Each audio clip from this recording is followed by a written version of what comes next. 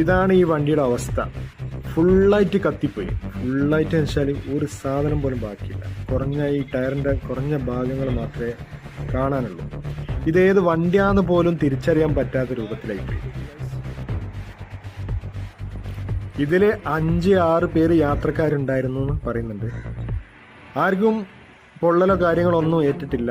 പെട്ടെന്ന് വണ്ടി റണ്ണിങ്ങിൽ പെട്ടെന്ന് വണ്ടി പുക വരികയും അങ്ങനെ ഡ്രൈവർ സൈഡാക്കി നിർത്തുകയും ചെയ്തു.